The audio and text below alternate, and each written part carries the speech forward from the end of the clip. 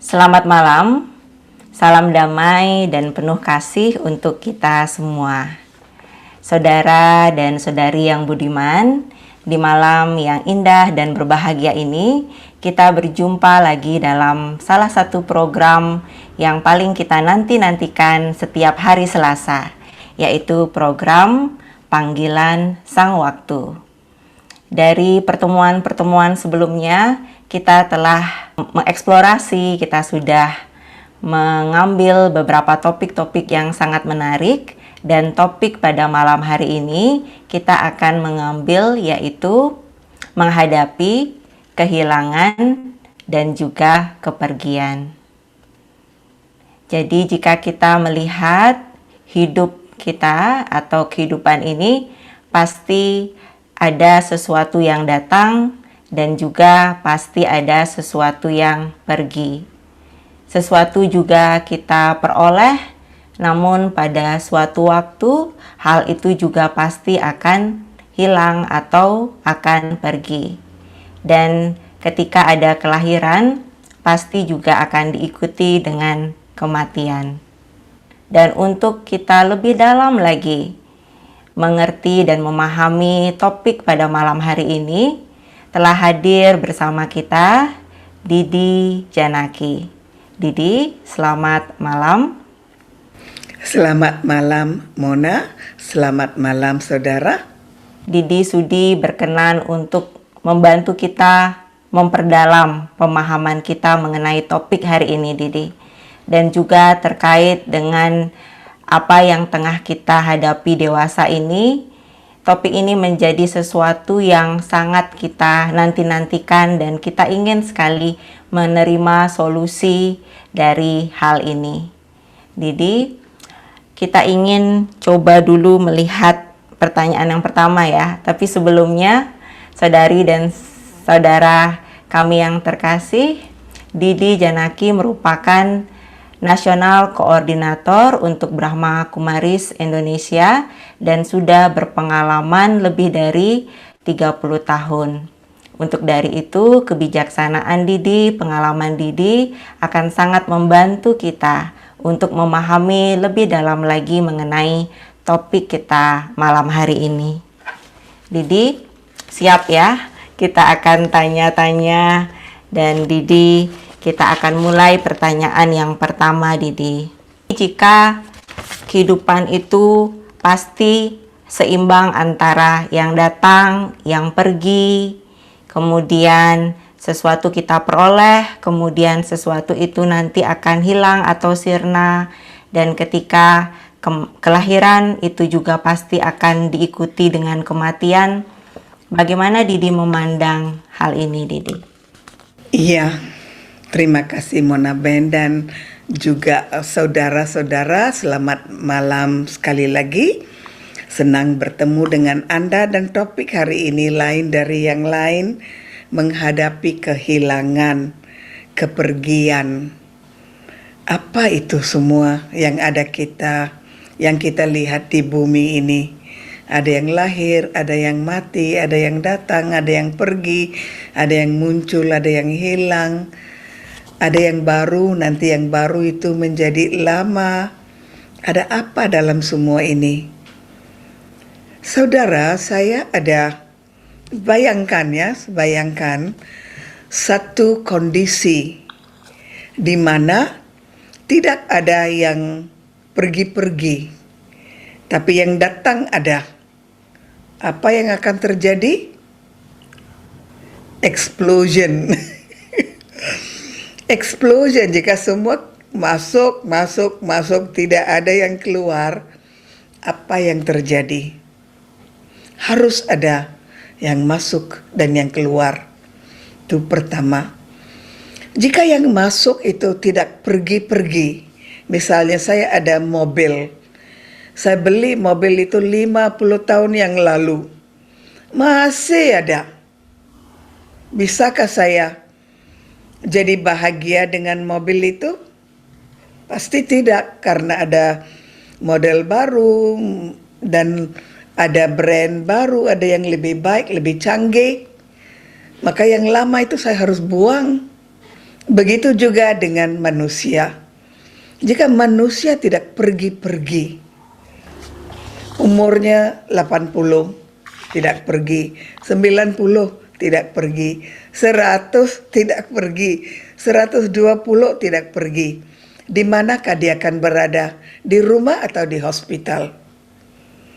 Jika umurnya 120, umurnya 150, orang itu ada di mana? Maka rumah sakit kita itu, hospital kita penuh dengan orang tua-tua. Tidak pergi-pergi begitu. Kan lucu. Ya, sangat lucu. Maka yang tua harus pergi, yang baru datang. Maka datang dan pergi adalah lumrah. Itu adalah nature, itu adalah alami. Yang datang dan yang pergi. Dan kita juga perlu satu sirkulasi. Sirkulasi, datang dan pergi, baru ada manfaat dalam drama. Bayangkan kita melihat satu drama, adegan itu saja, aktor yang sama saja, terus berlakon. Adakah kita jadi berminat melihatnya? Kita mau lihat wajah baru, talenta baru, lagu baru, kita mau dengar, bukan? Maka yang datang dan pergi itu indah. Datang dan pergi itu ada satu sistem yang sangat bagus. Datang dan pergi itu adalah satu sekolah. Datang dan pergi itu adalah satu pengembaraan. Dalam pengembaraan itulah kita menunjukkan skill kita untuk berakting, skill kita untuk belajar, skill kita untuk bisa mencocokkan diri kita dengan lingkungan di mana kita berada. Maka semuanya itu satu yang indah, satu yang cantik, satu yang baru. Setiap kali saya bertemu dengan orang baru, itu satu pengalaman baru yang terbuka untuk saya. Saya ada di tempat baru, satu pengalaman yang terbuka untuk saya. Satu masakan yang baru, satu pengalaman untuk saya. Maka ada banyak yang baru-baru, indah-indah, dan kita menikmati sambil jalan hingga ke akhir pengembaraan kita. Maka waktu kita hidup, janganlah kita pikir kita akan terus hidup. Kita juga secara diam-diam, dalam hati, secara real, kita buat persiapan untuk pergi juga. Karena kita tidak tahu tanggal pemergian kita. Kita tahu tanggal lahir, tapi tanggal pemergian kita tidak tahu. Saudara kan sudah lihat dalam waktu COVID ini, berapa orang yang pergi, yang muda, yang tua, yang anak-anak, berapa orang yang pergi. Adakah mereka buat perancangan untuk pergi? Pemergiannya mendadak begitu saja. Dan itu memberi kita satu pelajaran, bahwa kita juga harus siap-siap. Tapi itu bukan berarti kita mau pergi. Andai kata sudah ada waktunya, kita tidak ada penyesalan. Tapi kita mau hidup terus, dan kapan terjadi sesuatu, I am ready. Begitu, ya. Tadi Didi sampaikan bahwa ada manfaat dari itu. Dan ini suatu yang bersifat alami atau sebuah hukum alam. Dan orang juga mengatakan sebuah kodrat, Didi. Tadi saya senang sekali ketika Didi mengatakan tentang sirkulasi. Jadi itu mengingatkan saya pada sirkulasi udara. Jadi ada penyegaran, kemudian ada pembaharuan. Dan karena itu adalah sesuatu yang bersifat alami dan pasti, dan kita sadari bahwa itu mendatangkan manfaat, tapi kadang-kadang kita kurang siap, Didi. Jadi secara emosional kita masih terpengaruh dengan adanya perubahan-perubahan ini. Meskipun kita tahu bahwa sesuatu yang pasti di dunia adalah perubahan. Nah, Didi, terkait dengan tadi, Didi juga sempat sampaikan tentang persiapan, Didi. Satu sisi kita menikmati mengisi hidup kita, tetapi secara diam-diam dikatakan, secara tersamar kita juga melakukan persiapan. Sehingga tidak ada penyesalan, tidak ada kesedihan, baik pada diri kita maupun juga pada orang-orang di sekitar kita. Didi, persiapan apa yang kita bisa lakukan dalam konteks kehidupan kita sehari-hari? Satu pertanyaan yang cukup mendalam dan panjang, karena ada banyak hal yang harus diberi perhatian.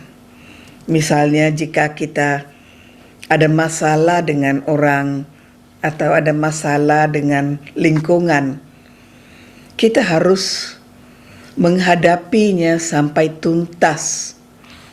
Jika itu tidak tuntas, artinya sambungan dari pelunasan itu akan diadakan di waktu lain.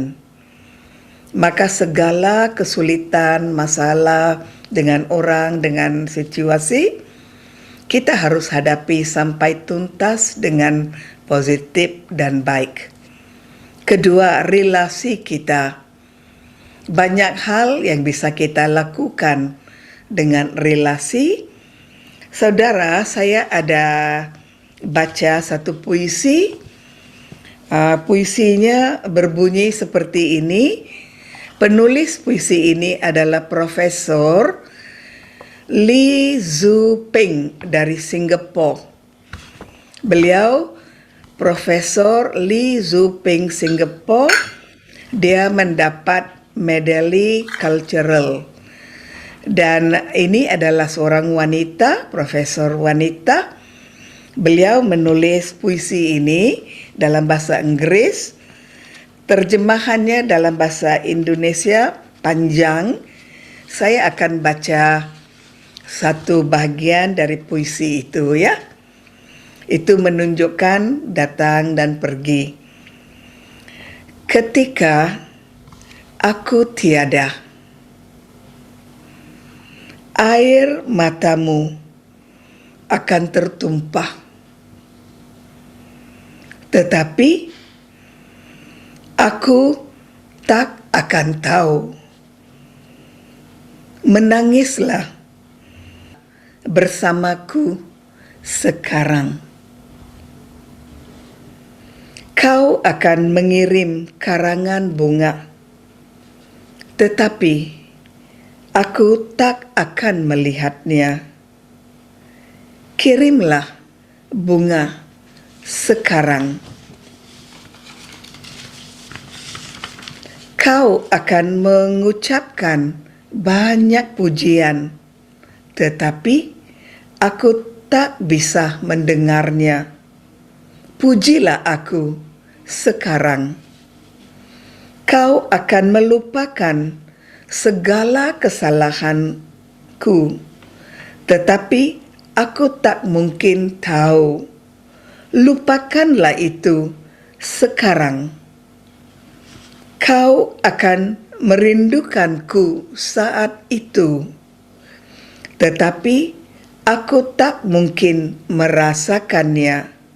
Rindukanlah aku sekarang. Kau akan berharap, andaikan kau meluangkan lebih banyak waktu bersamaku. Luangkanlah waktu sekarang. Ketika kau dengar aku tiada, kau akan bergegas datang ke rumahku untuk berbela sungkawa. Tetapi saya sudah tak pernah tahu. Berbicaralah, carilah aku sekarang. Luangkanlah waktu bersama setiap orang di sekeliling Anda. Bantulah mereka sekuat tenaga untuk membuat mereka bahagia. Keluarga, sahabat, kenalan Anda. Dan ada lagi, banyak lagi. Maka jika kita sudah tiada, banyak orang memuji kita, memberi bunga, datang ke rumah, bicara. Buatlah semua itu ketika kita masih ada. Buat apa ketika orang sudah pergi, kita memuji-mujinya, itu tidak akan sampai kepada jiwa itu. Maka itu satu pelajaran yang sangat bagus untuk kita. Kenapa saya katakan itu, saudara? Karena dalam banyak keluarga, anggota keluarga tidak bicara dengan baik antara satu sama lain. Suami dan istri, orang tua dengan anak, cucu dengan nenek dan kakek.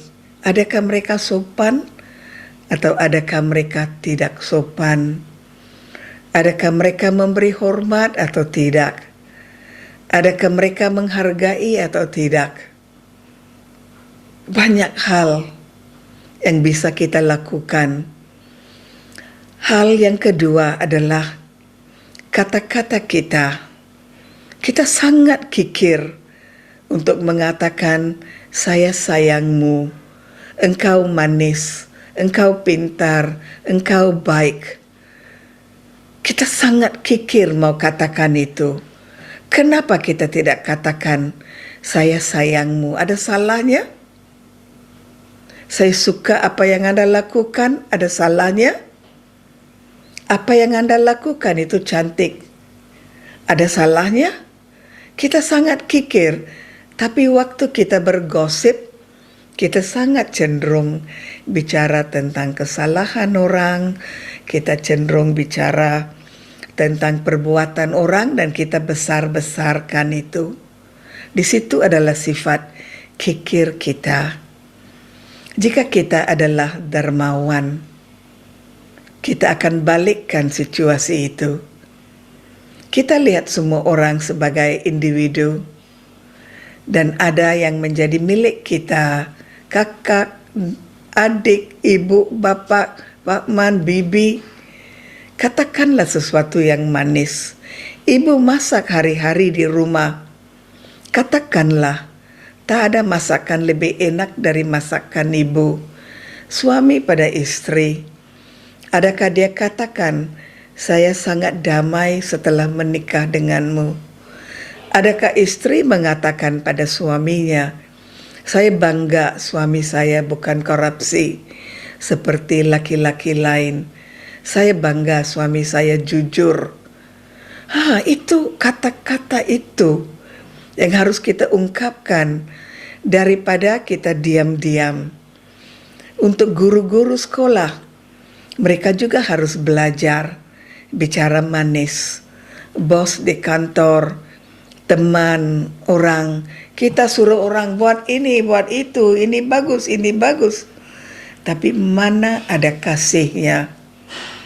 Ketika orang itu masih hidup, ketika kita masih hidup dan bergerak, waktu itulah kita harus menikmati, enjoy persahabatan dan semua kehangatan dari satu persahabatan.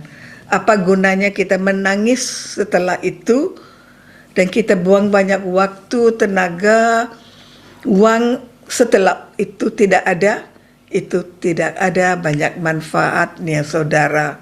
Ketika saya masih ada, bicaralah dengan saya, datanglah ke rumah saya, maafkanlah kesalahan saya, marilah beri bungalah ke saya sekarang, jangan setelah itu. Ini kan pelajaran. Kita belajar dari semua itu, bukan, saudara? Dan inilah satu pelajaran yang kita harus belajar semuanya. Karena saya lihat bicara manis itu sangat kurang. Dan gosip itu sudah luar biasa besarnya. Sehingga ada apa yang saya katakan malapetaka dari gosip. Jika saya berpikir jika saya pikir si Anu adalah orang yang galak. Ada teman saya yang memberitahu saya, si Anu adalah orang yang galak. Saya dengar itu, tapi saya tidak pernah lihat orang itu galak. Tapi apa yang saya dengar itu tertanam di benak saya. Dan saya simpan tanaman itu, orang itu galak dalam benak saya. Dan dari itu saudara, untuk bertahun-tahun lamanya, saya cari jarak dengan orang itu karena saya dengar dia itu galak. Itu masih ada dalam hidup kita hingga hari ini.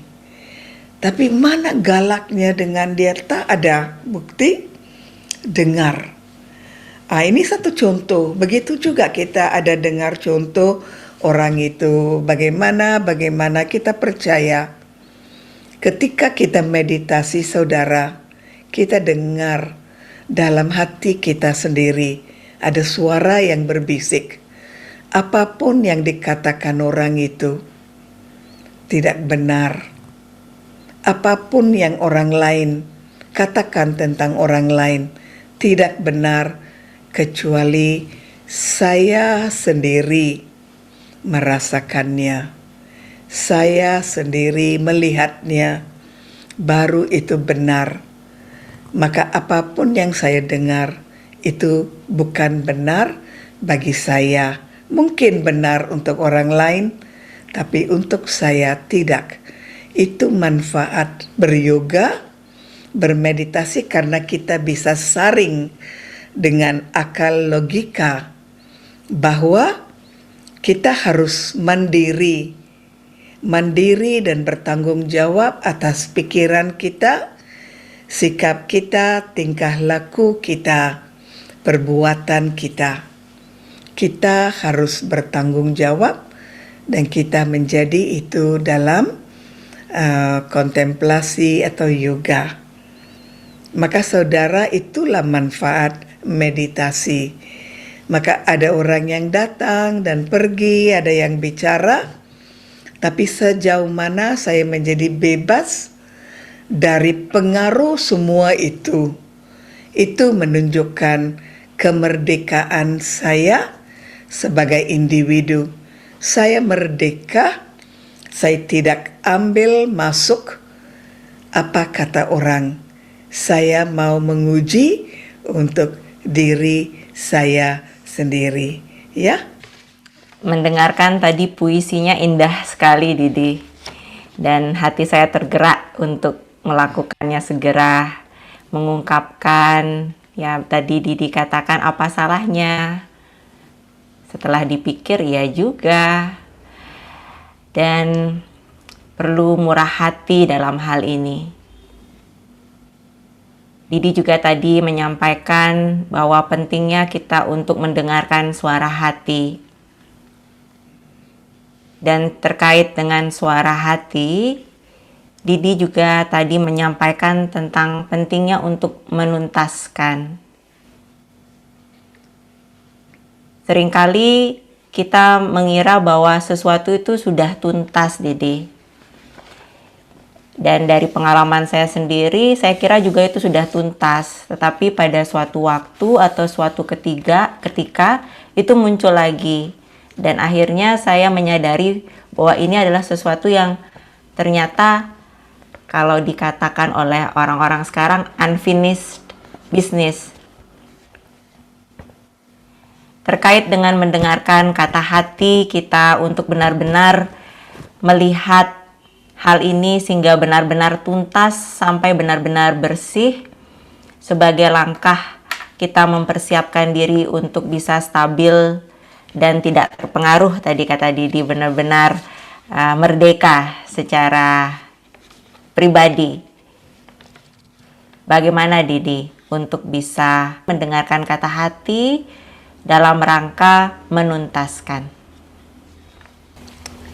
Saudara, dalam diri kita ada hati nurani. Ada satu bisikan yang mengatakan ini benar atau ini tidak benar. Banyak orang mengatakan saya tak ada suara seperti itu. Saya tidak merasakan itu. Walaupun saya melakukan sesuatu yang tidak benar, saya damai, saya oke. Ada orang mengatakan seperti itu. Tetapi sebenarnya jika kita melakukan hal yang tidak benar, palsu, tidur kita akan menjadi terganggu, sistem pencernaan kita akan jadi terganggu, kita akan kehilangan kebahagiaan dan kedamaian kita, dan kita akan jatuh sakit.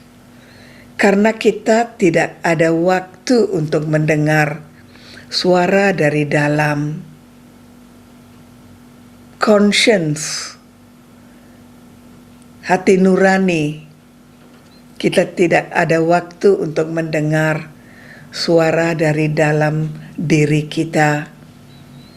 Dan jika kita adalah orang yang selalu tidak sadar akan suara itu, ketika kita sembahyang itu tidak akan nyampai pada yang dituju.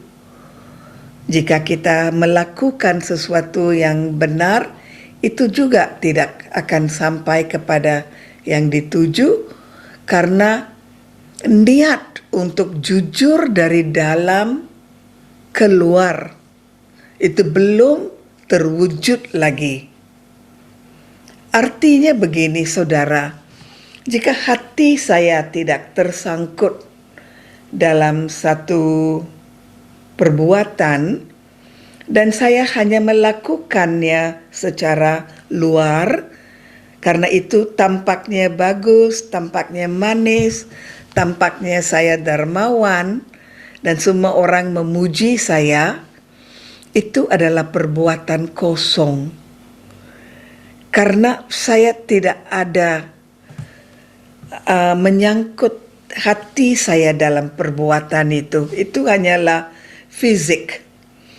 Tapi jika hati saya terlibat dalam setiap perbuatan saya, di situ ada kewaspadaan, di situ ada kebenaran, di situ ada niat yang benar, di situ ada kesehatan, di situ ada kebahagiaan. Itu satu seni bagaimana kita bisa tuntas sesuatu yang belum kita hadapi atau belum kita lihat dalam diri kita. Itu sangat penting untuk menyentuh hati, menyentuh diri yang internal, touching your inner self, begitu. Dan untuk tuntas hal-hal lain, tadi saya sudah katakan, lakukan yang terbaik, karena peluangnya hanya sekali, datangnya sesuatu itu hanya sekali, pertemuan itu hanya sekali, dan waktu terus berlalu, kita tidak bisa ambil kembali waktu yang berlalu. Oleh karena itu, untuk menuntaskan semua yang belum kita lihat, itu ambil waktu untuk mencari segala macam ketidakkebenaran dalam diri kita. Kita jadi benar dalam dan luar. Itu yang perlu kita buat sebagai satu PR untuk mencintai diri kita, PR untuk menerima kita, PR untuk melihat diri kita yang lebih indah. Ya. Didi tadi telah disampaikan bahwa perlu menggunakan hati ya Didi untuk proses kita menuntaskan. Jika tidak, kita akan kehilangan, dan yang terbesar adalah kehilangan kebahagiaan yang tadi Didi sampaikan. Dan di tengah pandemi seperti sekarang yang sudah hampir mungkin 2 tahun lamanya, kita mengamati bahwa kehilangan atau kepergian yang dialami oleh saudara-saudari kita atau mungkin bahkan diri kita sendiri itu bersifat sangat masif. Kemudian terjadi secara serempak dan dalam berbagai sektor kehidupan. Sebagai contoh, Didi, seseorang kehilangan pekerjaan, kemudian ditambah lagi kehilangan mungkin kerabat atau relasi, belum lagi karena masalah finansial kehilangan tempat tinggal, kemudian ada juga mungkin kehilangan posisi, beberapa kehilangan kenyamanan fasilitas, dan ini pun juga terjadi mengglobal. Nah, Didi, jika satu kehilangan saja kita benar-benar butuh kekuatan, butuh persiapan, bagaimana jika situasinya seperti ini, Didi? Jika terjadi sangat hebat dan serempak, ya benar-benar yang kalau istilah peribahasa sudah jatuh ketimpa tangga lagi. Ya, benar. Ya. Jatuh di timpa tangga. Ya, apa saran Didi untuk kita, Didi? Saudara, saya ada lihat fungsinya karma. Karma yang baik membantu kita dalam kesulitan. Karma yang baik adalah proteksi bagi kita. Karma yang baik akan menghindari kita menjadi terpuruk dalam satu situasi jatuh di timpa tangga. Karma. Kita katakan apa yang ditanam itu kita tuai. Tapi tanaman itu, saudara, bermula dari pikiran. Dari pikiran itulah akan ada kata-kata, perbuatan, persahabatan, dan interaksi dengan dunia luar. Semua itu seboleh-bolehnya, sebisa-bisanya kita harus jujur tanpa pamrih. Jika dalam diri kita ada kepamrihan, ada serakah, ada permusuhan, ada mau menindas orang, mengambil kesempatan, pilih kasih, korupsi, itu semua kita menganggap kita bisa lulus dalam hal-hal itu, tetapi kita lupa kita sudah menciptakan satu waktu akan datang yang sangat-sangat memberi kita kesusahan luar biasa daripada yang bisa kita tahan. Kita akan dipukul bertubi-tubi karena perbuatan kita. Dan Anda bisa berpikir, saudara, kenapa orang korupsi harus dipukul bertubi-tubi? Atau orang yang membuat kerugian pada satu masyarakat dipukul bertubi-tubi?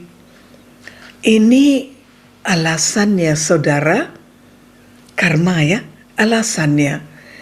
Katakanlah saya ada ambil uang korupsi dari satu proyek buat jalan, ya.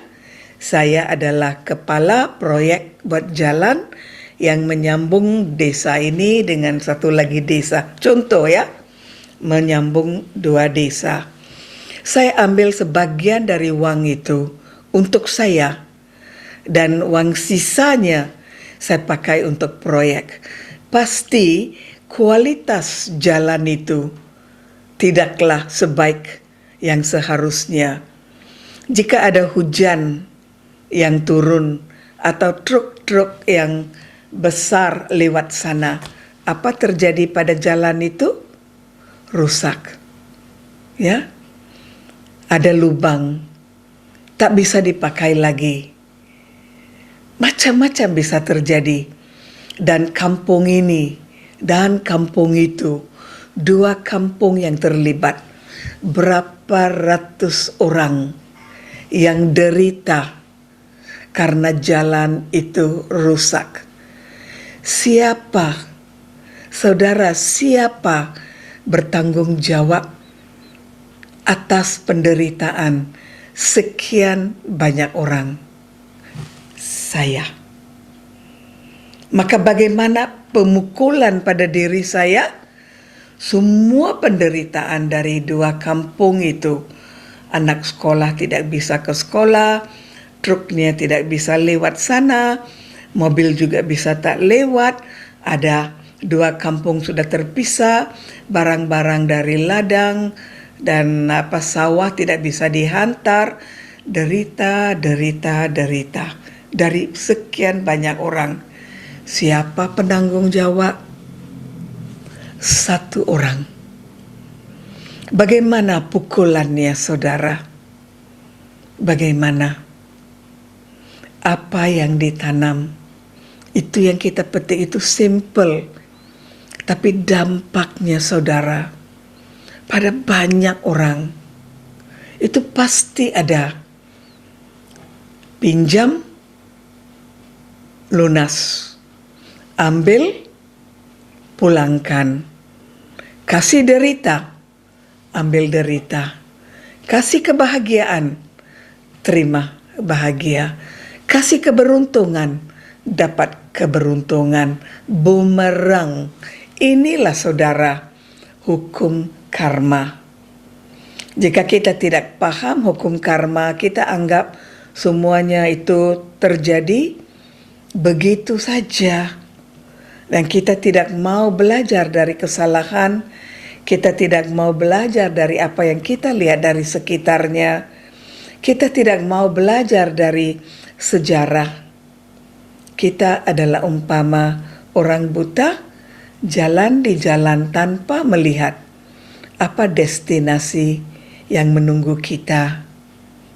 Hukum karma itu sangat intricate, sangat dalam, dan sangat halus. Tidak semudah kita katakan apa yang diberi itu yang kita dapat. Tidak sesimpel itu, saudara. Dan itulah sebabnya saya ada katakan, dengarlah suara manis dari hati. Kita semua dibekali dengan hati nurani yang manis, yang sopan, yang benar, the truth. Ada kebenaran dalam diri kita. Jika kita jadi buta pada kebenaran, kita benar-benar derita karena kebutaan kita. Saudara, inilah akibat dari ketidaktahuan, kepamrihan, dan hukum karma itu bukan datang begitu saja pada siapa saja. Itu adalah akurat, benar, dan bayarannya sama dengan apa yang sudah diberikan pada orang lain. Itu sangat dalam. Hukum karma itu satu topik yang sangat menarik, dan jika kita percaya bahwa kita ada lebih dari satu kelahiran, itu bisa juga sambung-sambung dari satu kelahiran ke satu kelahiran yang lain. Topik karma itu very good, memberi kita kesadaran, kita dapat tahu hal yang benar, dan kita bisa lebih berhati-hati. Jadi bisa dikatakan bahwa kita memang harus benar-benar memahami karma untuk bisa menghadapi ini ya Didi. Satu sisi kita paham sehingga kita selalu menuai yang tadi Didi katakan perbuatan yang baik. Tapi di satu sisi juga kita mampu menerima, kemudian tadi dikatakan perlu keikhlasan juga untuk menghadapi ini. Dan terkait dengan keikhlasan dan melihat atau mendengarkan hati nurani, di episode sebelumnya Didi juga katakan bahwa itulah pentingnya kita untuk introversi, kontemplasi, dan lain sebagainya, karena untuk menghadapi sesuatu yang bertubi-tubi ini tentu tidak mudah ya Didi. Karena saya melihat seringkali kita justru putus asa. Sudah tidak ada lagi kemampuan bahkan untuk bangkit dan melihat sebuah harapan di hadapan kita. Jika setelah kita memahami hukum karma yang Didi tadi katakan sangat dalam, ya sangat kompleks sekali tapi sangat indah. Ketika kita sudah paham, ya setidaknya mungkin sudah tahu tapi masih ada perasaan kurang menerima, Didi. Jadi apakah yang harus kita lakukan untuk menghadapi ini? Sebenarnya pemerintahan, masyarakat, keluarga harus bantu orang yang berada dalam keputusasaan, orang yang kehilangan harapan, orang yang sakit, orang yang derita. Harus bantu daripada mengatakan, wah ini karmamu, rasakan, bukan itu. Kita harus bantu karena kita semua ada melakukan kesalahan. Siapa yang tidak? Siapa yang bebas dari kesalahan, kan? Maka kita harus bantu satu sama lain. Sebab itu kita ada dalam masyarakat. Hidup bermasyarakat artinya saling bantu-membantu dan kita kerjasama. Disitulah ada perannya masyarakat. Sembahyang juga bagus, meditasi juga bantu, dan kita melakukan kerja sosial. Kerja sosial itu bukan hanya memberi uang atau beras atau satu-satu bantuan tertentu. Sumbangan untuk masyarakat juga bisa dalam bentuk pikiran, restu, pemaafan, dan juga penerimaan. Semua yang kita bisa berikan lewat pikiran, itu juga adalah donasi pikiran. Itu juga adalah donasi membantu. Itu juga adalah donasi merangkul. Itu juga adalah donasi positif.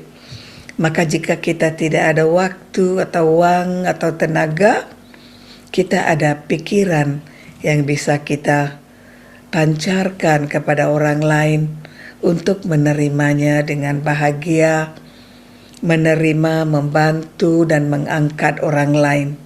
Donasi terbesar. Maka donasi fisik sementara, manakala donasi dari jiwa itu donasi yang bisa dikatakan permanen. Karena ketika kita beri restu dan harapan dan kekuatan, orang itu bisa bangun dari kejatuhan. Orang itu bisa bangun dari ketidaktahuan. Orang itu bisa sembuh dari penyakitnya. Maka itu adalah lebih efektif untuk membantu memberi pengetahuan spiritual, memberi pengetahuan karma. Itu sangat membantu. Jawaban yang Didi kemukakan sebenarnya sangat terkait dengan pertanyaan saya berikutnya. Jadi terkait dengan donasi yang kita bisa berikan, kerjasama yang kita berikan. Ternyata donasi agung yang kita bisa katakan atau kita sampaikan, bahkan yang kita bisa berikan tadi Didi sampaikan, yaitu pikiran, restu baik. Dan terkait dengan itu, Didi apakah mungkin sebelum kita lanjut ke pertanyaan berikutnya, bisa diberikan contoh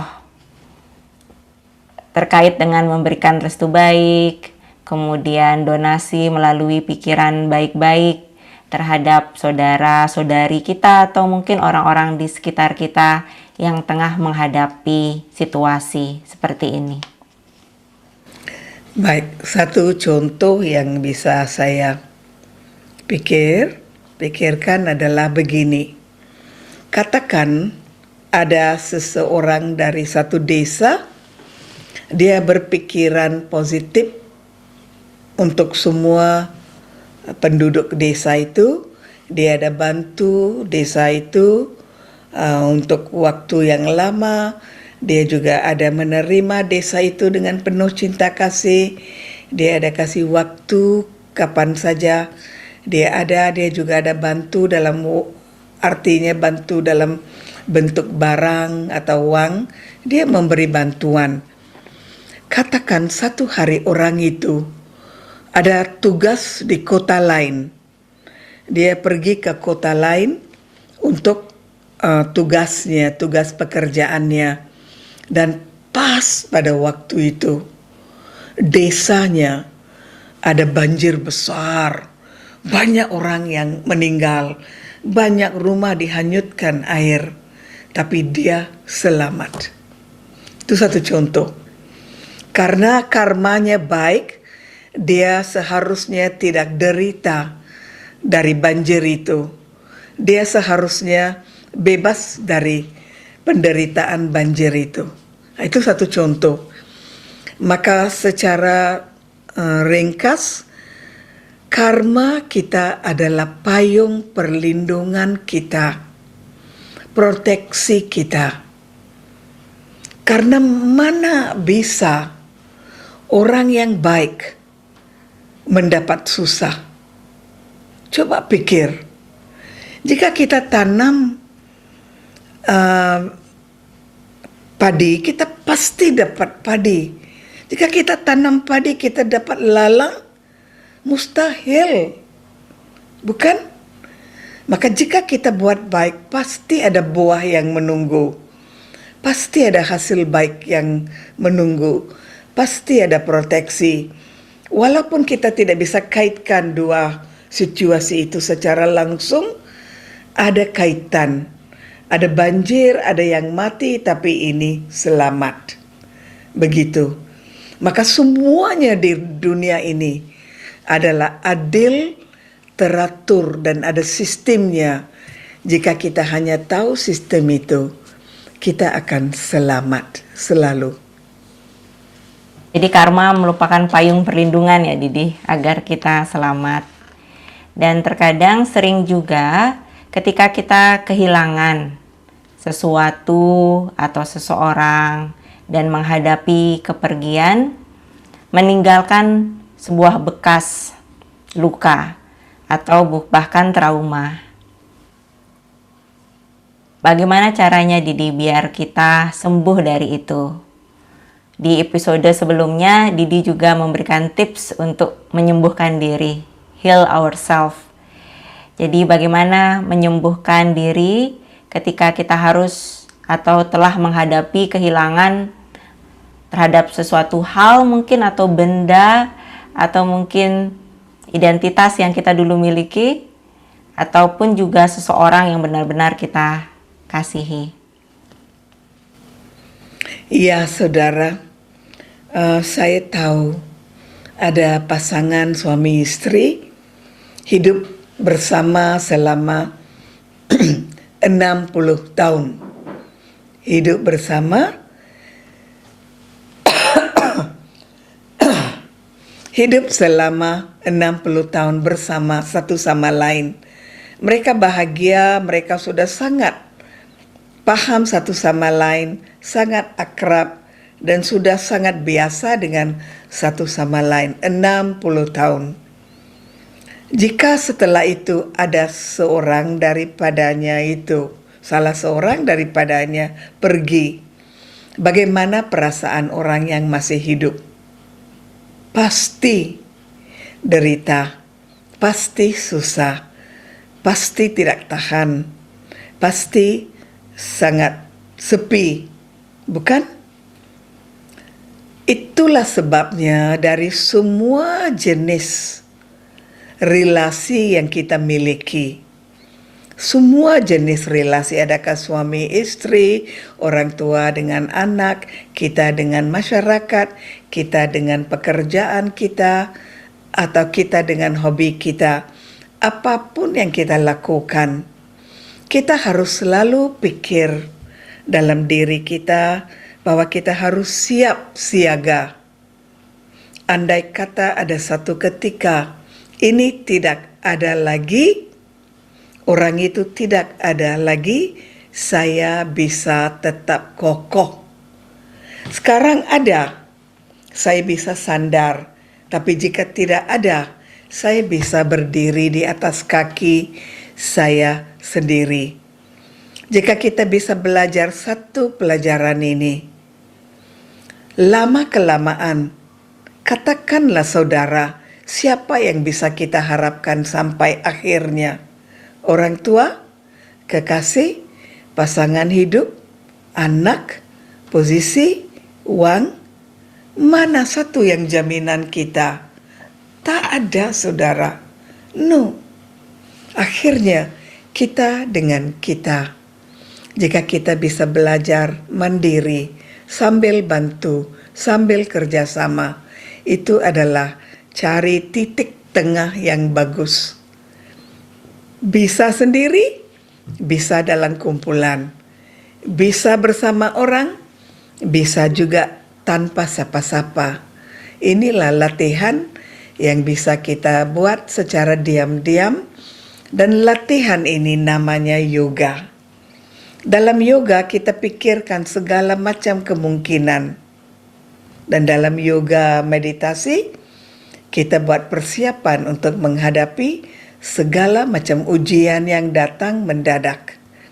Dan di samping itu, selagi orang yang kita sayangi ada bersama kita, janganlah kikir mengatakan, I love you. Saya sayang kamu, saya menghargai kamu, saya suka apa yang kamu katakan, apa yang Anda lakukan pada saya bagus. Jangan kikir. Ya. Sambil kita nanti menutup acara atau program malam hari ini, silahkan Didi bisa dipandu kita. Baik saudara, ini adalah satu percakapan dari hati kepada Tuhan Yang Maha Esa. Percakapan dari hati kepada Tuhan Yang Maha Esa. Tuhan yang sangat saya sayangi, yang sangat saya rindukan.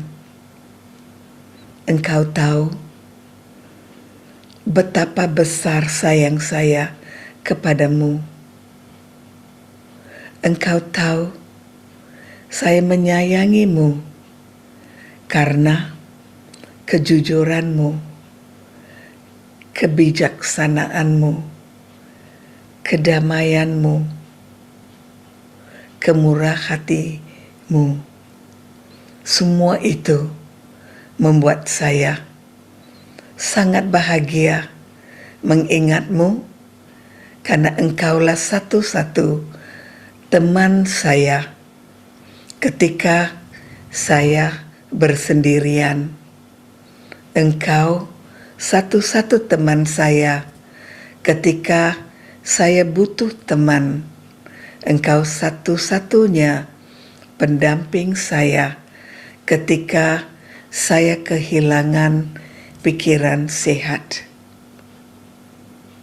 Karena engkau selalu berada bersama saya dan membantu saya dalam perjalanan hidup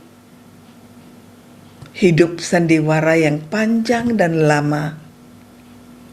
Saya tidak lagi ragu-ragu mengatur langkah demi langkah ke depan dengan yakin dan pasti. Terima kasih Tuhan, Engkau teman terbaik saya. Terima kasih dan syukur Tuhan, syukur. Terima kasih Didi telah berbagi banyak sekali poin-poin kebijaksanaan yang menyentuh hati dan membuka mata kita untuk mengingat kembali hal-hal yang selama ini kita lupakan. Dari saya sendiri, saya mengambil poin yang Didi sampaikan untuk lebih menghargai, untuk lebih bermurah hati kepada orang-orang di sekitar kita yang sekarang semasa hidupnya, dan juga menghargai mungkin juga benda-benda atau apapun yang kita miliki semasih itu ada. Terima kasih sudah benar-benar membuat saya sendiri dan saudara dan saudari di rumah tentunya mengambil juga poin kebijaksanaan yang bermanfaat dan bisa merubah hidup dan dipraktekkan langsung dalam kehidupan nyata sehari-hari. Jadi bagi saudara dan juga saudari yang terkasih, yang ingin juga melihat dan menyimak poin-poin topik-topik panggilan Sang Waktu, bisa mensubscribe channel YouTube Panggilan Sang Waktu, kemudian bisa juga menekan tombol lonceng sehingga saudara-saudari bisa menerima notifikasi secara berkelanjutan. Dan jangan juga lupa terus menyimak topik-topik yang tidak kalah menarik di program-program berikutnya. Terima kasih sekali lagi saya sampaikan kepada saudara-saudari yang sudah menyimak acara ini. Terima kasih Didi. Selamat malam semuanya. Sampai jumpa.